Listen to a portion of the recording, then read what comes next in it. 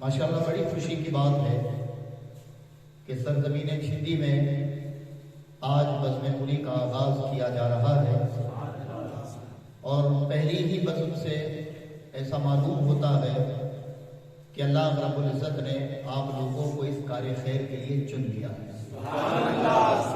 اور ماشاءاللہ جس بزم کا آغاز ہی ذکر اہل بیت سے ہو تو پھر ظاہر ہے کہ اس کی مقبولیت میں شک کی کوئی گنجائش نہیں۔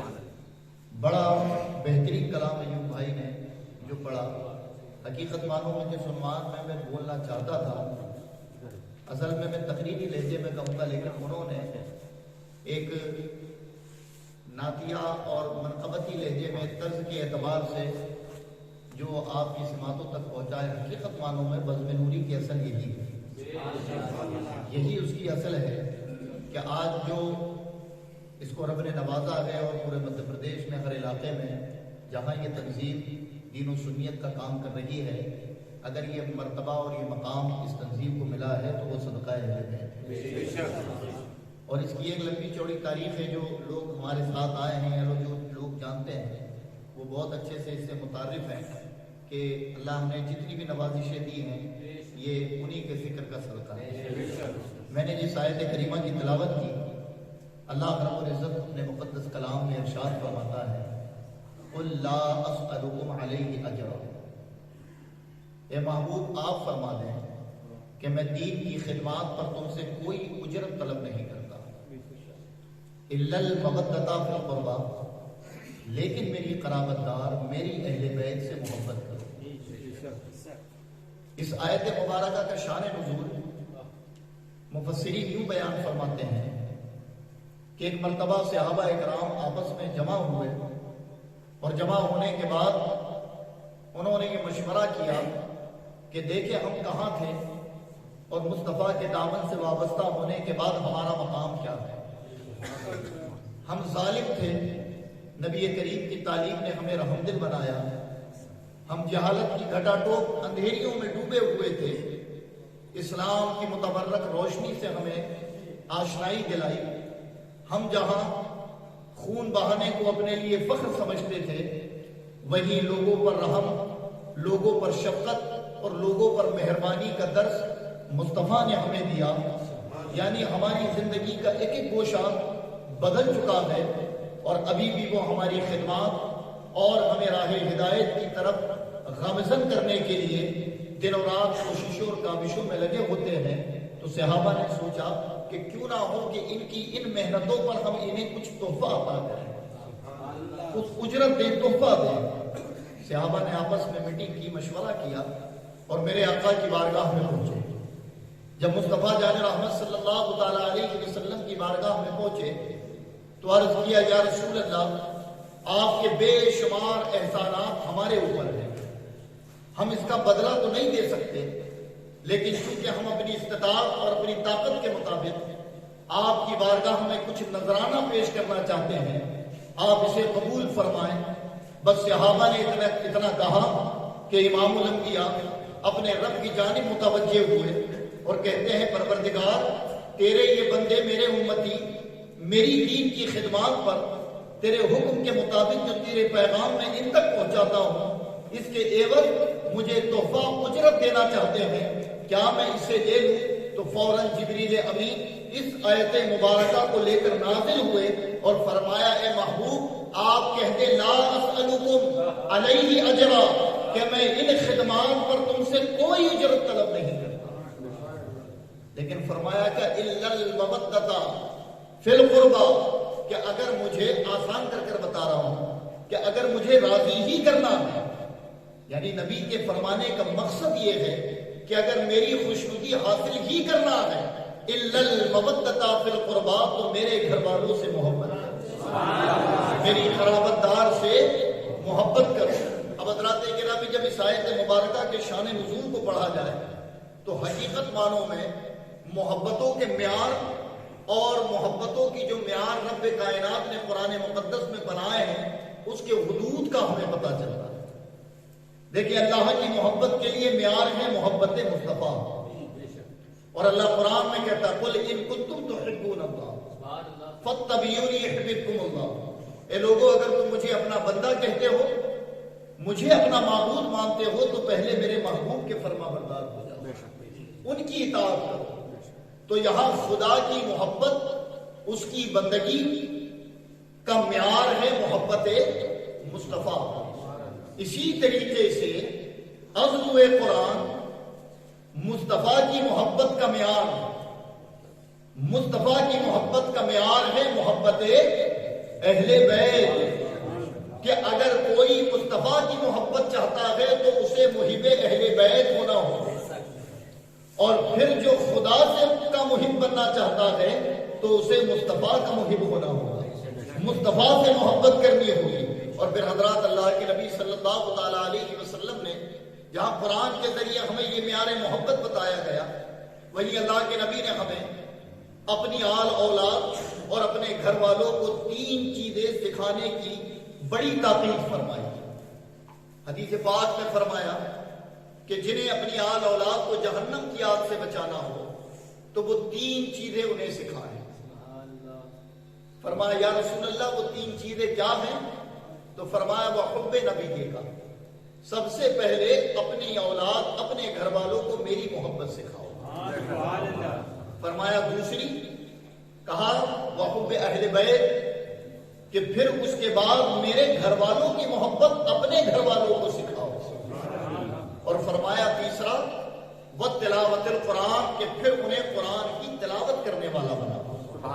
حضرات گرامی ایک سوال ہے، آپ دیکھیں کہ پہلے محبت رسول، پھر محبت اہل بیت، اس کے بعد کہا گیا کہ قرآن۔ جبکہ اگر ہم اپنی عقل لگائیں تو ہم یہ کہنے پر عقلی طور پر آمادہ ہوں گے کہ یار مقام اہل بیت کو اگر ہم نے جانا ہے تو قرآن سے، مصطفیٰ کے مقام اور آپ کی رفعت اور بلندی کو ہم نے پہچانا ہے تو قرآن سے۔ تو پہلے تو ہونا تھا قرآن، پھر مصطفیٰ، پھر اہل بیت، لیکن یہاں طریقہ الٹ ہے کہ پہلے نبی، پھر اہل بیت، پھر قرآن۔ تو گویا مصطفیٰ کے یہ فرمانے کا مقصد کیا ہے؟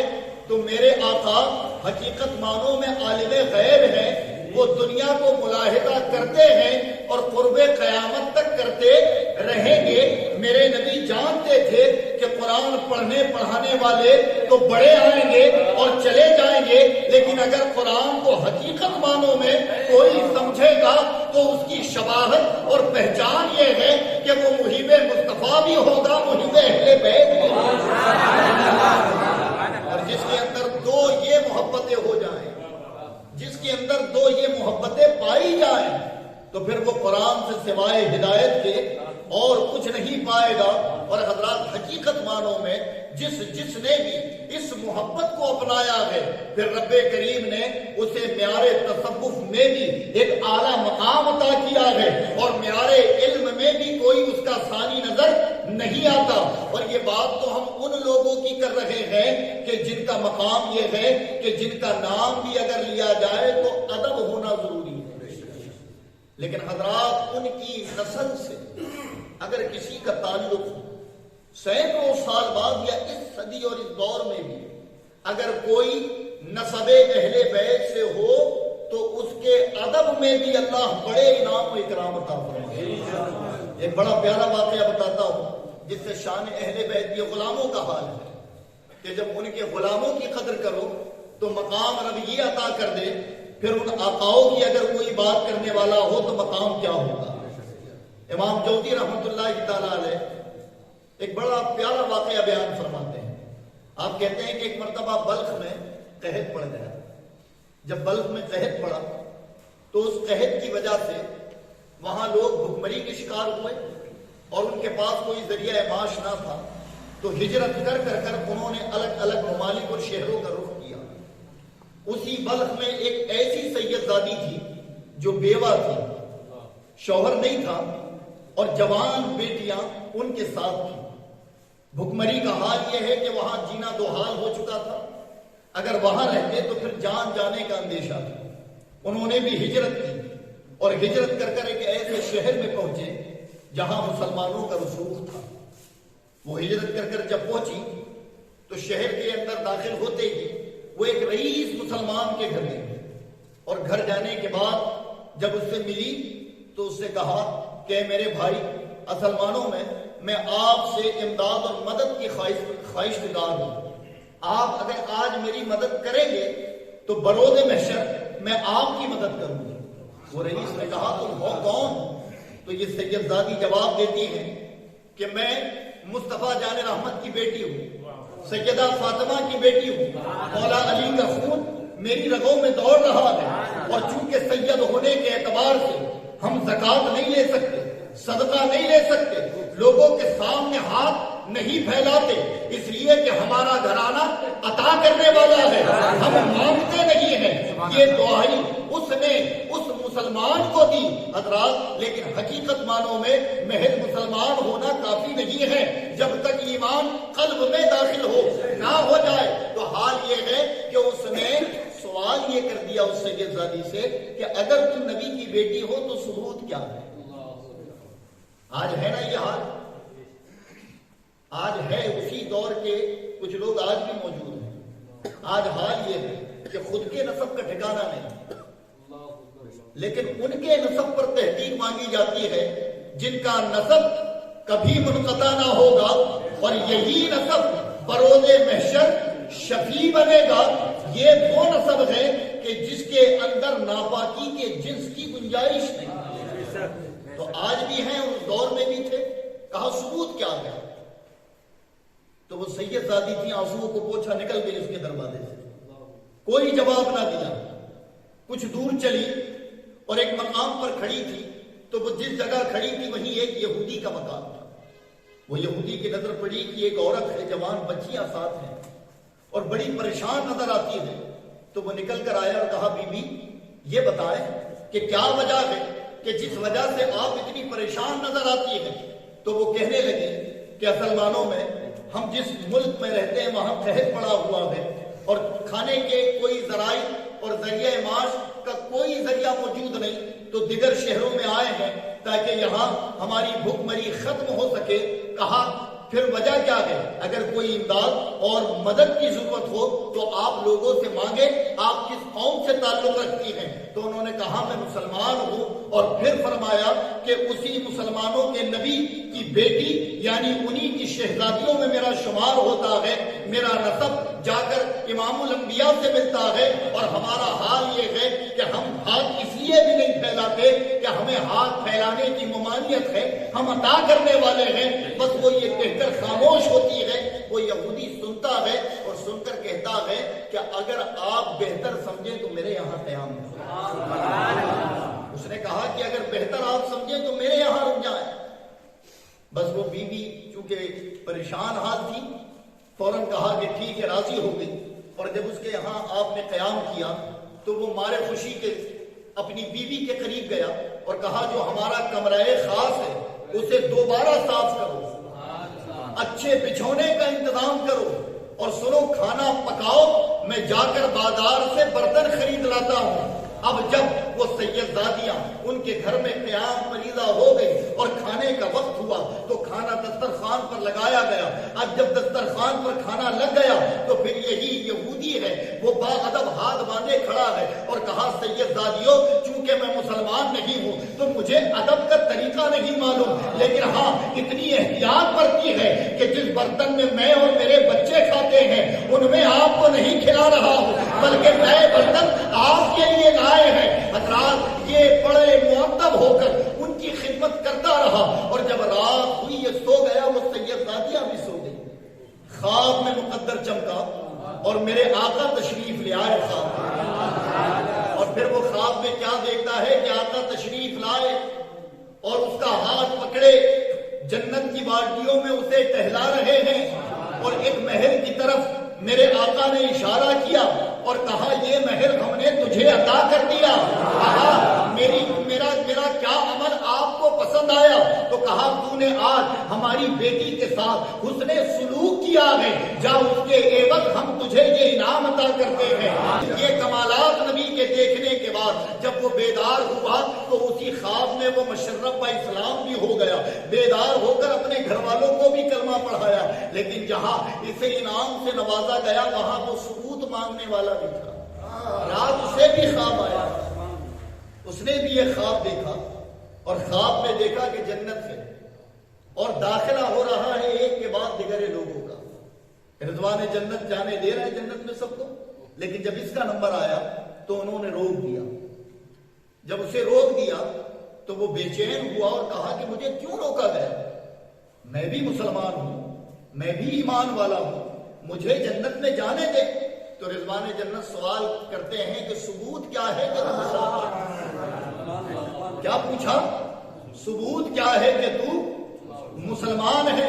بس وہ بیدار ہوا اور پھر گھبرا کر پورے شہر میں دوڑا اور شہر میں تلاش کی کہ کہیں وہ سید زادیاں مل جائیں کہ جن کے نسب کا ثبوت میں نے مانگا تھا۔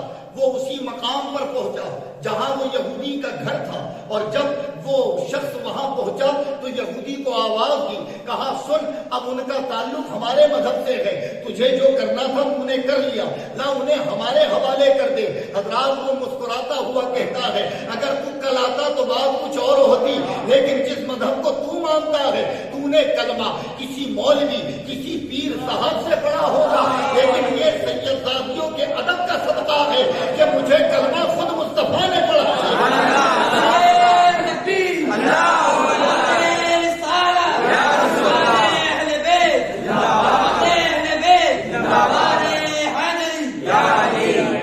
حضرات یہ ان کے غلاموں کی عظمتوں کا حال ہے کہ جو سینکڑوں سال بعد ہونے والے ان کے نسب کے کسی فرد سے محبت کرے تو رب کریم اتنی بلندی عطا فرمائے، تو پھر اگر جس کی لو شہدائے کرب و بلا شہنشاہ اہل بیت کی طرف متوجہ ہو تو بتائیں اس کی عظمتوں کا حال کیا ہوگا، اس کا مقام کیا ہوگا۔ یہ مختصر ہے۔ آج دو عنوان ہیں، ایک عنوان ہے باد کربلا اور دوسرا ہے شان سرکار تاج الاولیاء۔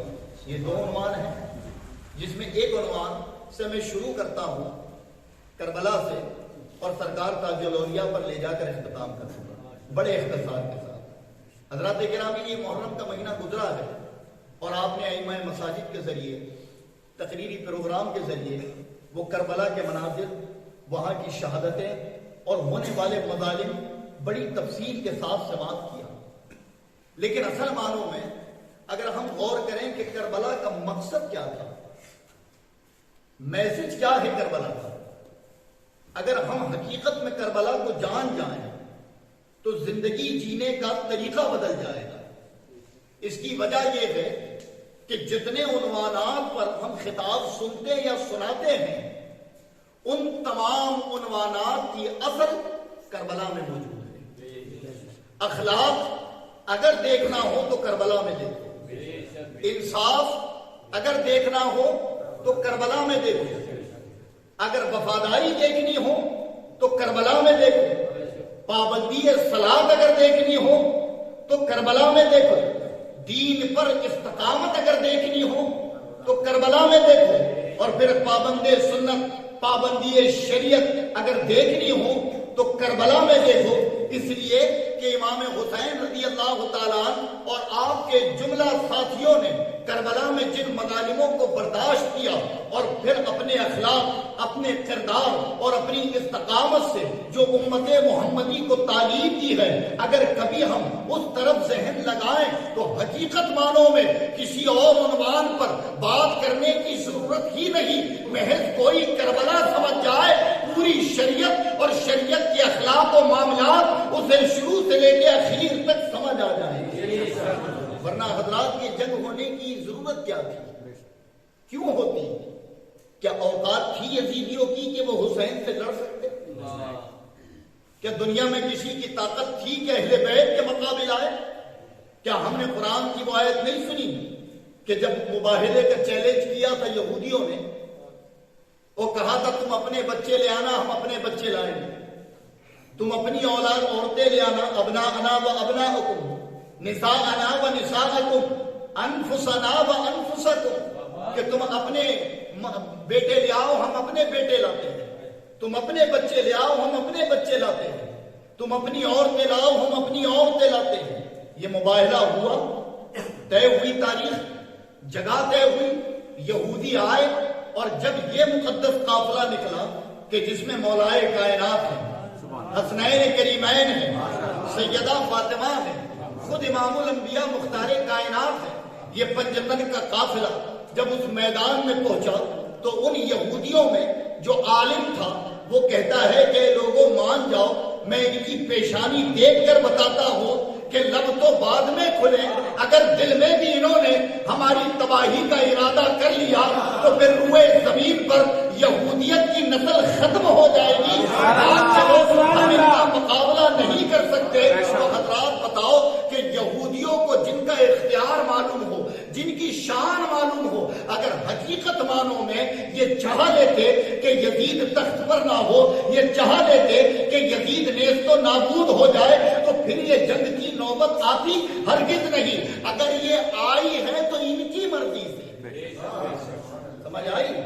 اگر یہ آئی بھی ہے تو ان کی مرضی سے، ورنہ جرت نہیں تھی یزید میں۔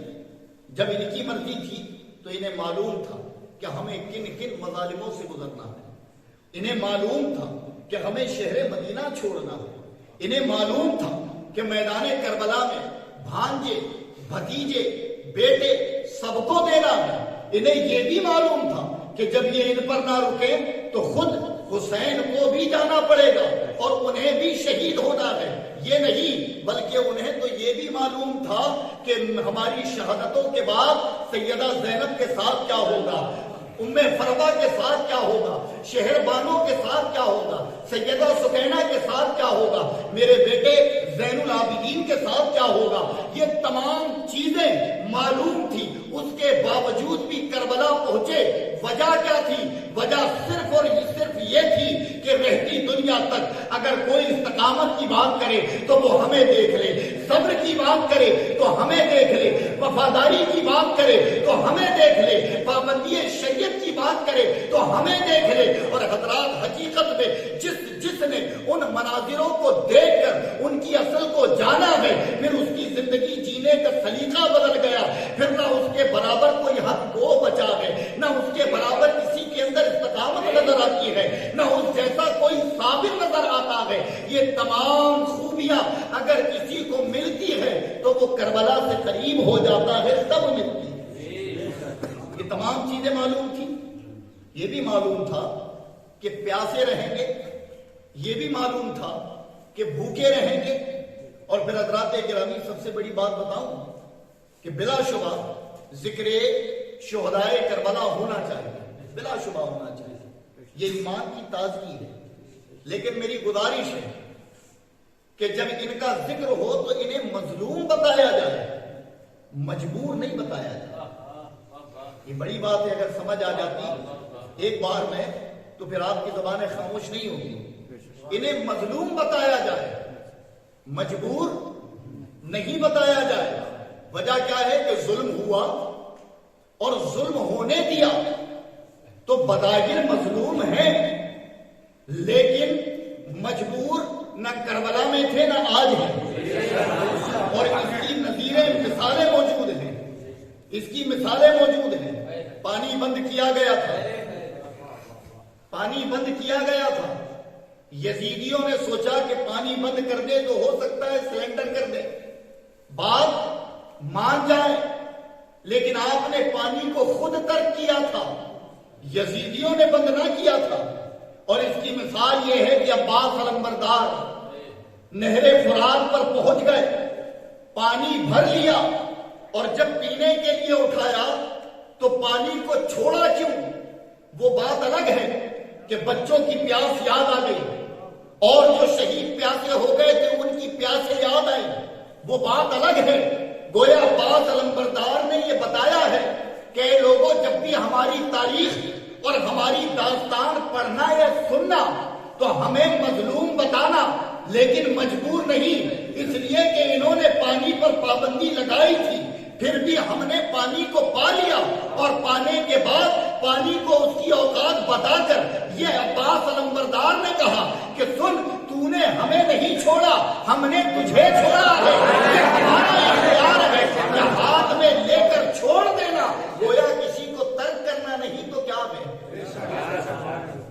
گرامی تو اتنے مختار تھے کہ کربلا میں بھی آپ پر پابندی لگائی گئی پانی پر، لیکن آپ نے ان کی پابندی کی بنا پر پانی نہیں پیا، ایسا نہیں ہے، بلکہ خود انہوں نے پانی کو ترک کر دیا تھا۔ اور یہ اگر اہل تشیع کے مکتب فکر میں دیکھیں، اہل سنت کے یہاں دیکھیں، ہر جگہ دیکھیں، ایک مسئلے پر سب متفق ہیں۔ کس مسئلے پر؟ حضرت علی اصغر جو پیاسے رہے، اس مسئلے پر سب متفق ہیں کہ آپ تھے تو 6 ماہ کے کم سن شیر خوار بچے، دودھ سے پیاس بھی مٹتی، بھوک کا بھی مداوا ہوتا، لیکن آپ کو زمین پر نہیں لیٹایا گیا، آپ کو کبھی گود میں رکھا گیا، کبھی جھولے میں رکھا گیا، یہ اختیار بتا رہا ہوں، کبھی گود میں کبھی جھولے میں، زمین پر نہیں لیٹایا گیا۔ کیا وجہ تھی؟ وجہ صرف یہ تھی کہ جب پانی کو ہم نے ترک کر دیا اور ہمیں اگر اپنا اختیار قرب قیامت تک ہمارے غلاموں کو بتانا ہے تو وہ گنجائش بھی ختم کر دو کہ جہاں سے پانی آنے کا امکان بن سکتا ہے۔ اسی لیے حضرت اصغر کو زمین پر نہیں لیٹایا، کیونکہ حسین جانتے تھے اگر مچل کر یہ بچے میدان ہیں، انہیں نہیں معلوم کہ جنگ کیا ہے، انہیں نہیں معلوم کہ مقصد کیا ہے، اگر یہ مچل گئے تو ایسا نہ ہو کہ پھر ایک چشمہ کربلا میں تو وہ امکان بھی ختم کر دیا، وہ امکان بھی ختم کر دیا۔ یہ محض اختیار کے لیے پیاسے شہید ہو گئے، پورا گھر دے دیا راہ خدا میں۔ اور حضرات جہاں اختیار تھا وہی مہربانیاں دیکھیں، مصطفیٰ جان رحمت کی مہربانیاں کربلا میں کیسے لٹائے کہ ایک مرتبہ نہیں کئی مرتبہ امام حسین پہنچے تھے یزیدیوں کے پاس اور کہا اے بدبختو مان جاؤ، کیا تم ہماری فضیلتوں کو نہیں جانتے؟ کیا تم ہمارے مقام کو نہیں جانتے؟ کیا ہماری محبت فرض عین نہیں ہے؟ کیا ہماری محبت ایمان کی اصل نہیں ہے؟ کیا جس نبی کا تم کلمہ پڑھتے ہو انہوں نے ہماری عظمتوں کو کس کس طرح بیان کیا؟ صرف زبانی نہیں بلکہ عملی طور پر بھی ہمارے مقام کو پوری دنیا کو بتایا کہ سجدے کو طول دیا، کبھی کاندھے پر بٹھایا، کبھی ہمیں سونگا، کبھی ہمیں چوما۔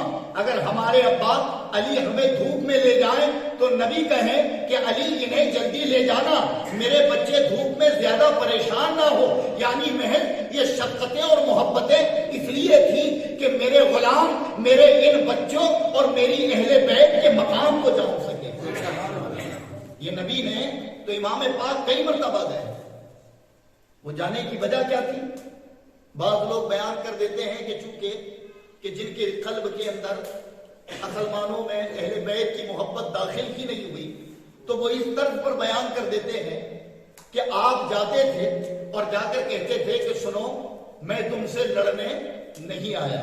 بلا شبہ یہ ہے، اس میں کوئی دو رائے نہیں کہ امام پاک تو صلاح کے لیے نکلے تھے کہ مان جائیں گے میرے نانا کے امتی ہیں، لیکن بار بار جانے کا مقصد یہ ہرگز یہ نہ تھا کہ آپ اپنی جان بچانے یا اپنے گھر والوں کی جان کی حفاظت کے لیے گئے، بلکہ آپ بار بار جا کر یہ بتانا چاہتے تھے کہ لوگوں سنو میں رحمت للعالمین کا نواسا ہوں، میں ہرگز یہ نہیں چاہتا کہ میرے قتل کی بنا پر تم جہنم میں جاؤ۔ یعنی مصطفیٰ جان رحمت کی امتیوں کی فکر تھی۔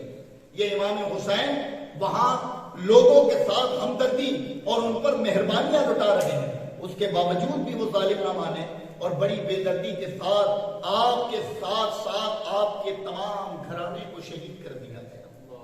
بچا کون؟ صرف اور صرف امام سجاد امام زین العابدین، جن کا اصل نام علی اوسط ہے، آپ بچے۔ اور پھر وہ خواتین کہ جن کی شان یہ کہ پرچھائی بھی کسی نے نہ دیکھی تھی، لیکن کربلا کے بعد ان کے سروں سے چادریں چھینی گئی۔ امام زین العابدین بیمار ہیں، ان کے ہاتھ اور پیر میں بیڑیاں باندھی گئی، اور پھر حضرات 3 دن یہ کربلا میں رہے۔ انہوں نے اپنے جو مقتول تھے، جن کا قتل ہو چکا تھا، ان کو تو کفن پہنایا، ان کی نماز جنازہ پڑھی، لیکن اہل بیت کے یہ افراد اور خود امام پاک کا لاشا بے کفن اسی میدان میں پڑا رہا۔ اور پھر ان ظالموں نے یہاں بس نہیں کی، بلکہ ان شہداء کی لاشوں پر گھوڑے دوڑائے، ان کے جسم کے ٹکڑے کیے، ان کے جسموں سے ان کے سر کو جدا کیا، ان کو نیزوں پر لٹکایا گیا۔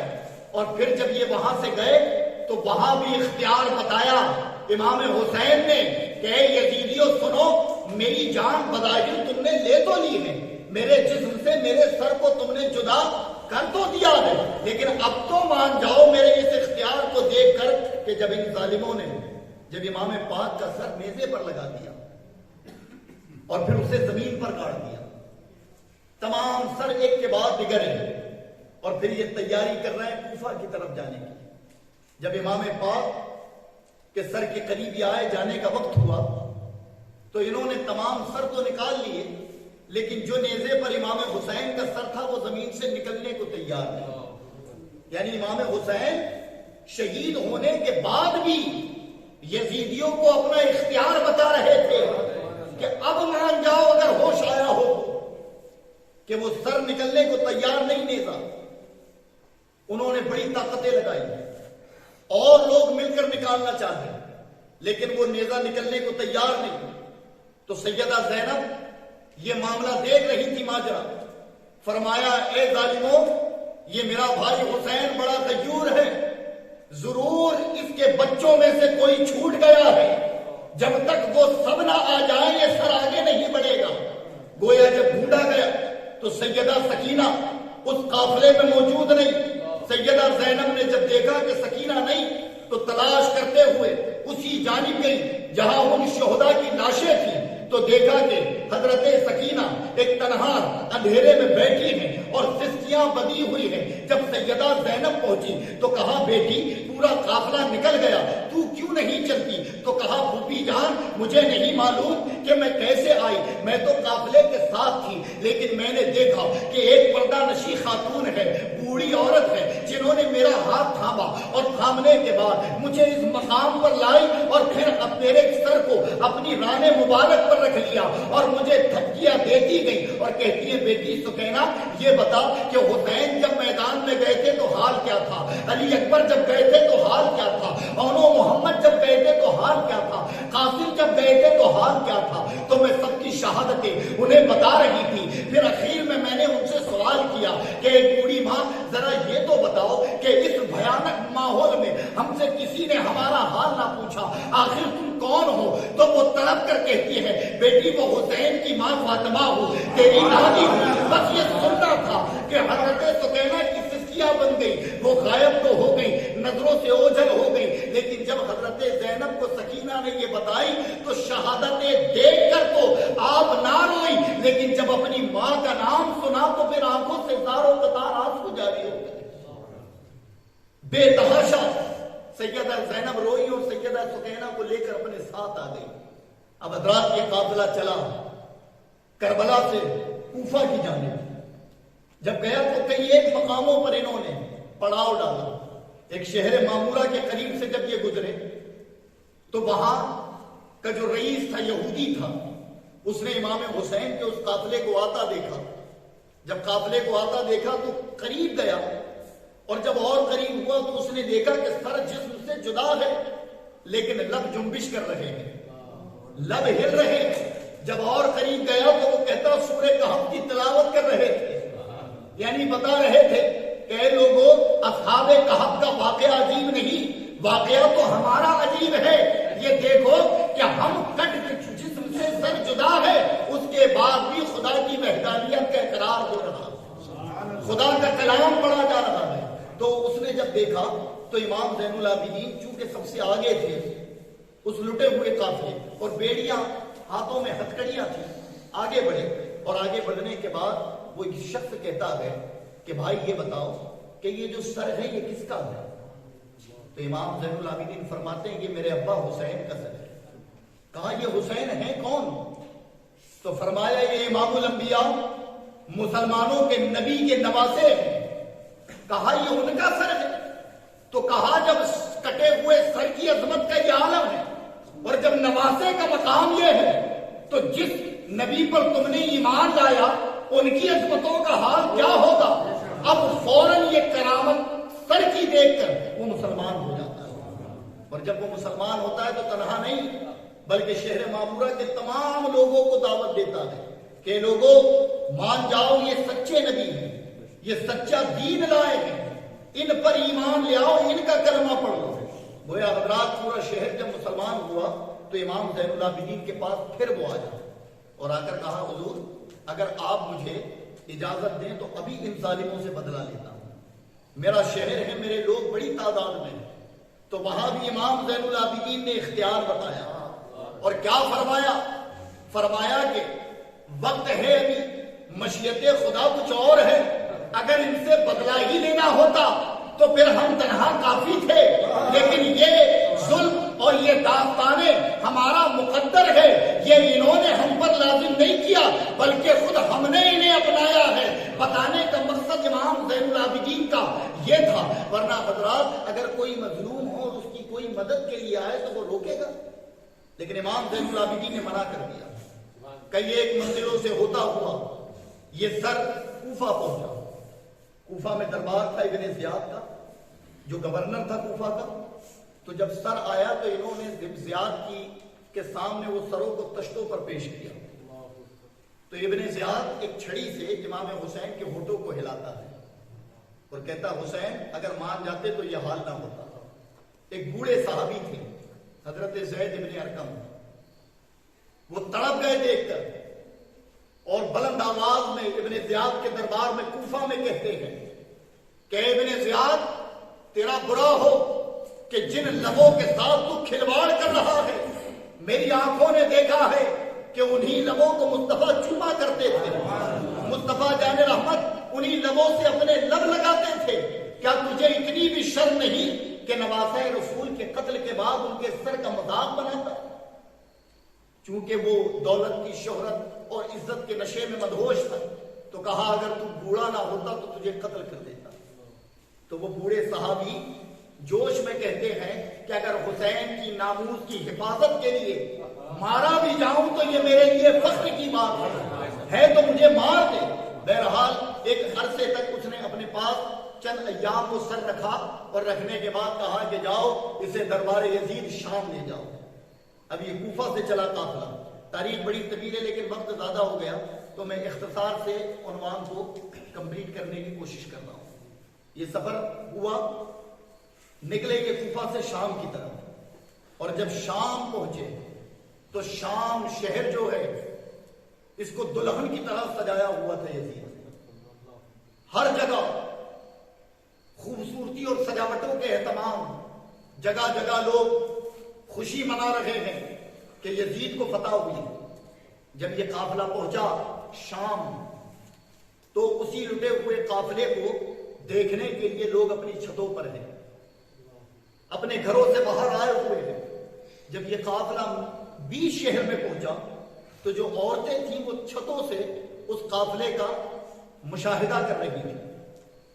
جب وہ قافلہ 20 شہر میں آئے تو ایک بوڑھی عورت انہی ایک چھت سے کھڑے اسی قافلے کو دیکھ رہی۔ جب وہ قافلہ قریب آیا تو وہ فوراً اتری اور اپنے گھر کے اندر گئی اور پانی مشکیزہ اٹھایا، اس میں پانی بھرا، کھجوریں تھی اسے لے لیا اور جو کچھ بھی ضرورت کا سامان اسے ہاتھ لگا اسے لے کر اور وہ بھیڑ کو چیرتی ہوئی اسی مظلوم قافلے کے پاس پہنچی، اور قافلے میں کسی اور کے پاس نہیں بلکہ سیدہ زینب کے پاس پہنچی۔ آپ ایک سواری پر سوار تھی، وہ بوڑھی آپ کے پیروں پر ہاتھ لگا کر کہتی ہے بیٹی لو یہ پانی ہے اور کچھ کھانے کا سامان خود بھی پی لو اور اپنے ساتھیوں کو بھی پلا دو۔ جب سیدہ زینب نے دیکھا تو لے لیا اور لینے کے بعد خود بھی پانی پیا، اپنے لوگوں کو پلایا، جو سامان اس نے لائی تھی وہ اپنے لوگوں میں تقسیم کر دیا، اور پھر حضرات جب تقسیم کر دیا تو پھر اس بوڑھی کی طرف مخاطب ہو کر سیدہ زینب فرماتی ہے کہ بوڑھی عورت یہ بتا کہ کربلا سے لے کر کوفہ اور کوفہ سے شام تک لوگ ہمیں ملے تو بڑے لیکن کسی نے ہم سے یہ ہمدردی نہیں جتائی، آخر تو کون ہے کہ ہم پر اتنی شفقت کرتی ہے، اتنی مہربانی کرتی ہے؟ تو وہ بوڑھی عورت کہتی ہے کہ کہانی بڑی طویل ہے، اگر وقت ہو تو بتاؤں گی۔ کہا بالکل بتائیں کہ وہ کیا وجہ ہے کہ جس نے ہماری مدد کے لیے تمہیں آمادہ کر دیا؟ تو کہا جب میں نوجوان تھی تو مدینے میں رہا کرتی تھی، اور مدینے میں کسی اور کی نہیں بلکہ سیدہ فاطمہ کی کنیز تھی، تو جب میں اپنی ملکہ اعلیٰ کی خدمت کیا کرتی تھی تو ایک مرتبہ انہوں نے مجھے کہا تھا کہ تیری زندگی میں ایک وقت ایسا آئے گا کہ تیری نگاہوں کے سامنے ایک لٹا ہوا قافلہ ہوگا، تو یاد رکھ اس وقت تیرے پاس جو ہو تو اس سے ان کی مدد کرنا، ان کی امداد کرنا۔ بس میں تو اپنی ملکہ کی اسی خواہش اور اسی بشارت کی تکمیل کے لیے تمہاری امداد کے لیے آئی ہوں۔ حضرات گرامی، جب سیدہ زینب نے اس بوڑھی سے اپنی ماں کا نام سنا تو پھر آپ زاروں قطار رونے لگی۔ وہ بوڑھی عورت سے سیدہ زینب کہتی ہے کہ بتا ہماری خدمت کی اجرت تو کیا چاہتی ہے؟ جو تو نے ہماری خدمت کی ہے اس کے عوض تو ہم سے کیا چاہتی ہے؟ تو کہا بیٹی صرف اتنا کر دو کہ میں جب مدینے میں تھی سیدہ فاطمہ کی کنیز تھی تو حسین چھوٹے تھے، زینب چھوٹی تھی، میں کبھی انہیں اپنی گود میں لیا کرتی تھی، ایک عرصہ ہو گیا ان کا دیدار نہیں ہوا، دعا کر دو کہ میں ان کا دیدار ایک مرتبہ پھر کر لوں۔ سیدہ زینب روتے ہوئی فرماتی ہے کہ ماں تیری دعا رب نے قبول کر لی۔ وہ زینب جسے تو نے گودی میں کھلایا، جس کی امداد تو نے کی ہے، یہ سواری پر سوار وہی زینب بیٹھی ہوئی ہے، اور جا حسین کہ جس کا سر نیزے پر سب سے آگے ہے وہی فاطمہ کا حسین ہے، جب تیری دعا رب نے قبول فرمائی۔ جب اس بوڑھی نے دیکھا تو اس کا حال کیا ہوا ہوگا حضرات یہ کوئی خطیب بیان نہیں کر سکتا۔ بہرحال یہ قافلہ اس واقعے کے بعد شام پہنچا یزید کے دربار میں، اور جب یزید کے دربار میں یہ قافلہ پہنچا تو اس وقت یزید شراب کے نشے میں دھت بیٹھا اپنے تخت پر، اور جب امام حسین اور آپ کے ساتھیوں کے سر اور یہ مقدس شہزادیاں دربار میں پہنچی، امام زین العابدین کے ہاتھ پیر بندھے ہوئے ہیں، شہزادیوں کے ہاتھوں میں رسیاں بندھی ہوئی ہیں۔ جب یزید نے ان کو دیکھا تو بڑے تکبرانہ انداز میں کہتا ہے کہ ہمارے مد مقابل آنے کا نتیجہ دیکھ لیا، دیکھا کہ ہم نے تمہارا انجام کیا کیا، اگر ہماری بیعت کر لیتے تو پھر اتنی مشقتوں کا سامنا نہ کرنا پڑتا۔ جب یہ غروری جملے ان مقدس لوگوں کے سامنے یزید نے کہا تو فوراً امام زین العابدین کے لب کھلے، اور امام زین العابدین فرماتے ہیں کہ اے بدبخت یزید، کیا تو ہماری فضیلت کو نہیں جانتا؟ کیا تو نے اہل شام کو جو گمراہیت میں رکھا ہے، کیا انہیں ہماری فضیلت سے آشنائی نہیں دلائی؟ کیا تو نے انہیں نہیں بتایا کہ کون حق پر ہے؟ تو یزید مسکرا کر کہتا ہے کہ اگر تم حق پر ہوتے تو غالب ہوتے، میں حق پر تھا اس لیے غالب ہو گیا۔ بس یہ جملہ اس نے کہا تو کہا ہماری حقانیت پوچھتا ہے۔ وہی مسجد میں آذان بلند ہوئی، اور جب آذان ہوئی تو مؤذن نے اشہد ان لا الہ کے بعد جیسے ہی اشہد ان محمد رسول اللہ کہا تو بس امام زین العابدین فرماتے ہیں کہ لے دیکھ ہماری حقانیت کی دلیل یہ ہے کہ میناروں سے تیرے شہر میں بھی تیرے آباء و اجداد کا نام نہیں بلکہ میرے آباء و اجداد کا نام بلند کیا جا رہا ہے، میرے نانا کا نام لیا جا رہا ہے۔ تو یہ حقانیت کی دلیل ہے کہ رب نے ہمیں حق پر دیا ہے، اور یاد رکھ اگر یہ ہمارا مقدر نہ ہوتا تو کیا دنیا میں کسی کو اتنی طاقت ملی ہی نہیں جو علی کے شیروں کو پست کر سکے۔ یہ جرأتانہ لفظوں میں امام زین العابدین نے خطاب کیا تو کئی اہل شام انہیں ان کی عظمتوں کا پتہ چلا کہ یار ہم جنہیں باغی سمجھ رہے تھے یہ تو متبرک لوگ ہیں جن کا نسب مصطفیٰ سے ملتا ہے۔ اس کے بعد یزید کا دربار تھا کہ کچھ اور شامی آئے، اور جب کچھ اور شامی اندر داخل ہوئے تو ان میں سے ایک شامی نے حضرت فاطمہ بنت حسین یعنی امام حسین کی ایک بیٹی، ان کا نام بھی فاطمہ تھا، وہ بھی قیدیوں کے ساتھ تھی۔ تو ایک شامی اندر آیا، وہ شامی نے جب اس قافلے پر نظر ڈالی تو ابھی تک اسے معلوم نہیں تھا کہ یہ لوگ ہیں کون۔ تو فاطمہ بنت الحسین پر اس کی نظر گئی تو وہ شامی کہتا ہے، ابھی معلوم نہیں اسے کچھ، وہ کہتا ہے کہ یزید اگر بہتر ہو تو یہ باندی مجھے بیچ دیں. فاطمہ بنت الحسین تڑپ جاتی ہیں اور روتے ہوئے سیدہ زینب سے لپٹ کر کہتی ہیں کہ پھوپھی جان کیا اب ہمیں خریدا اور بیچا بھی جائے گا؟ اب سیدہ زینب کو جلال آیا اور ایسا خطاب آپ نے فرمایا کہ پورے شام میں یزید کی بغاوت صرف سیدہ زینب کے ایک خطبے سے ہوئی.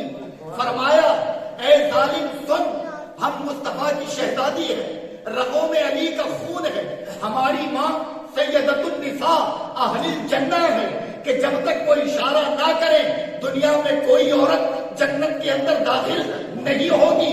میرا بھائی حسین اہل الشباب اہل الجنہ کہ جنتی جوانوں کا وہ سردار ہے، جب تک وہ اشارہ نہ کرے کسی کو جنت نہیں ملے گی. ہم ابھی تک خاموش اس لیے تھے کہ ہمیں صبر کی تلقین کی گئی تھی، ہمیں صبر کا مظاہرہ کرنا تھا اور صبر کی تفسیر بننی تھی. لیکن یاد رکھ، تو نے ہمارے بچے مارے، ہم نے صبر کر لیا، ہمارا گھر اجاڑا، ہم نے صبر کر لیا، ہماری پردوں کو تو نے پامال کیا، ہم نے صبر کر لیا. لیکن اب ہماری ناموس پر بات آئی ہے. اگر اب تو نے ان شہزادیوں کی طرف نظریں اٹھا کر دیکھی تو یہ زینب اس کی بیٹی ہے کہ جب احد میں ہاتھ اٹھے تھے تو نبی نے کہا تھا خدا فاطمہ کی دعا قبول نہ کرنا، میں اس فاطمہ کی بیٹی ہوں، اگر ہاتھ اٹھا دیے تو تیرا انجام تو جان نہیں سکتا، تیری نسلیں تباہ ہو جائیں گی. یہ شام جس پر عذاب الہی نازل ہوگا، ہم وہ مقدس زبان والے ہیں، وہ مقدس شان والے ہیں. آپ نے ایک فصیح جمل عربی میں خطاب کیا اور اس خطاب کا اثر یہ ہوا کہ لوگوں کے اندر کپکپاہٹ طاری ہو گئی. جو مسلمان تھے وہ دار و خطار ہونے لگے اور یزید پر لعنتیں بھیجنے لگے. یزید نے دیکھا کہ اگر انہیں زیادہ دیر رکھا تو ماحول خراب ہوگا، تو کہا جاؤ انہیں پہنچایا ہو مدینے، انہیں بھیج دو مدینے. یہ قافلہ چلا پھر شام سے، پھر کربلا آئے، کربلا 3 دن رکے اور پھر تلاش کر کر کر ان سروں کو ان کے جسموں کے ساتھ دفن کیا. ان پر نماز جنازہ بھی پڑھی.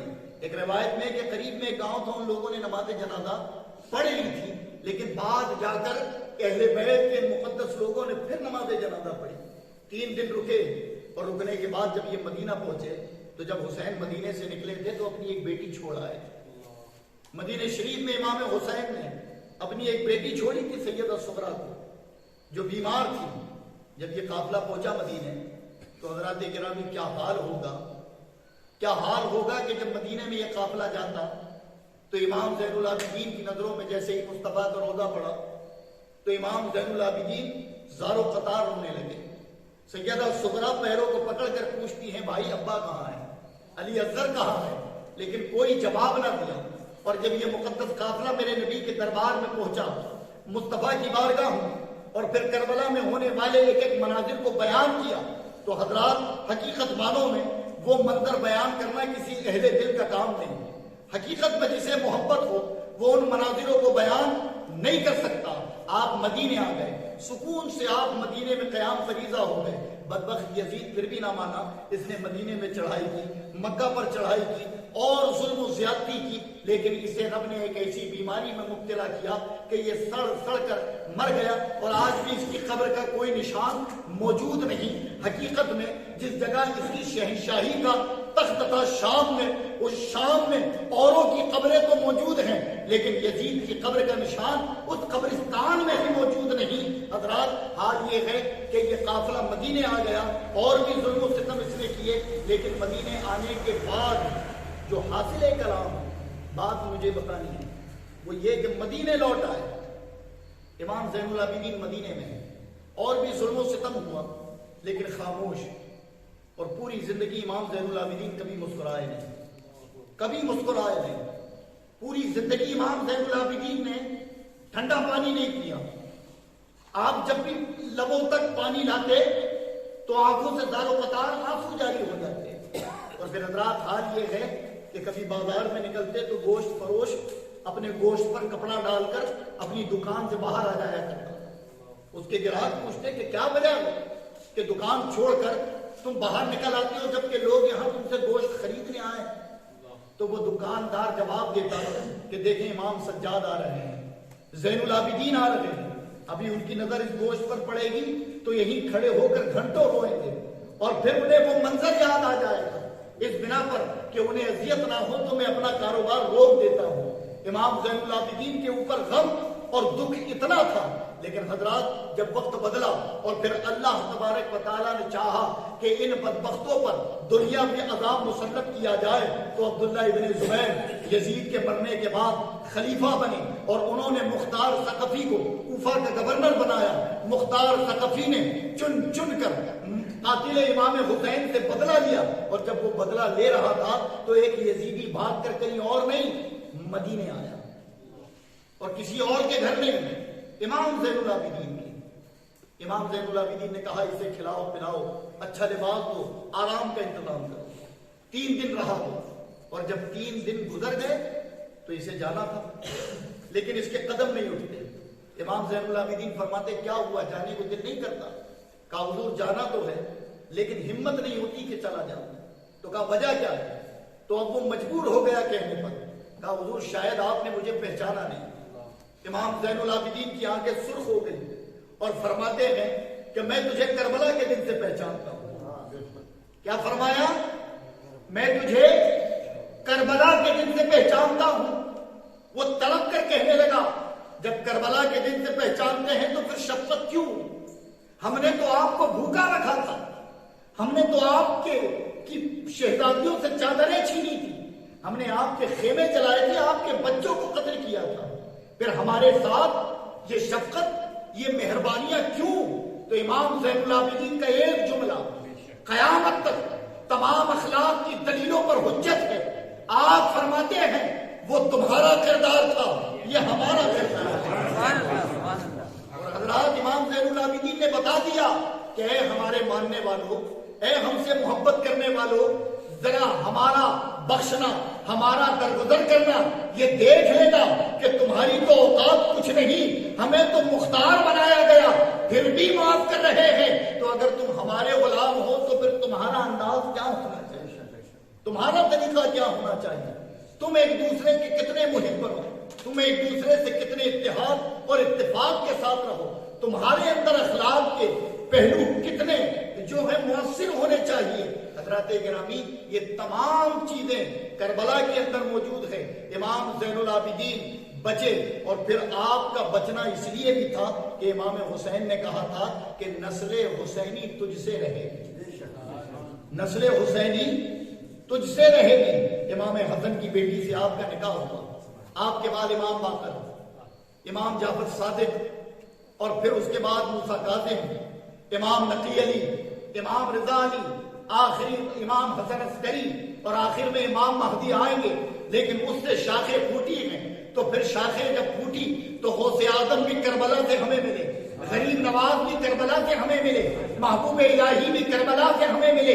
اور سنیں جن کے نام پر یہ محفل آج منسوخ کی گئی ہے، جنہیں حق تقلید کہا جاتا ہے، یعنی 7 ملکوں کی بادشاہت آپ کو عطا کر دی گئی، آپ نجیب الطرفین سید ہیں، یعنی امام زین العابدین جیسے نجیب الطرفین تھے، جیسے امام باقر نجیب الطرفین تھے، امام جعفر صادق نجیب الطرفین تھے، غوث اعظم نجیب الطرفین ہیں، غریب نواز نجیب الطرفین ہے، ویسے ہی سرکار تاج الاولیاء بھی نجیب الطرفین ہے، یعنی امام حسن کا فیض بھی آپ کو ملا ہے اور امام حسین کا فیض بھی آپ کو ملا ہے، اور وہی فیض قرب قیامت تک تقسیم ہوتا رہے۔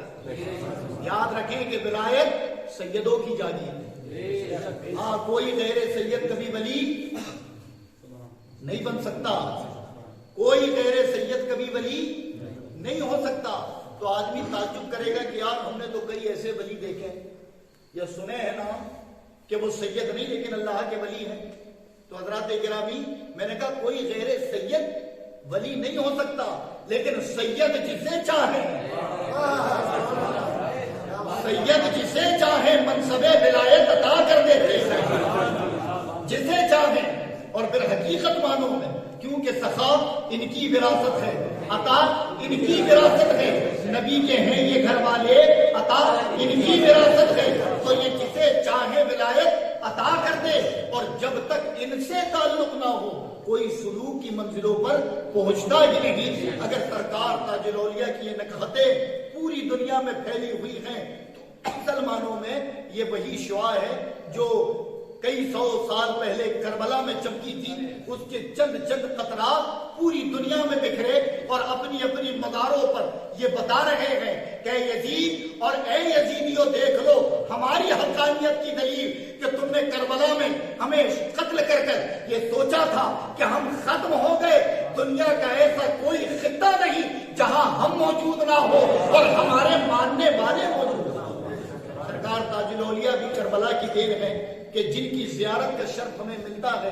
اللہ تبارک و تعالیٰ سے دعا ہے کہ ہم سب کو اہل بیت سے سچی محبت کی توفیق عطا فرمائے، ان اللہ والوں سے سچی محبت کی توفیق عطا فرمائے۔ استغفر اللہ ربی من کل ذنب واتوب الیہ، لا الہ الا اللہ محمد رسول اللہ صلی اللہ تعالی علیہ وسلم۔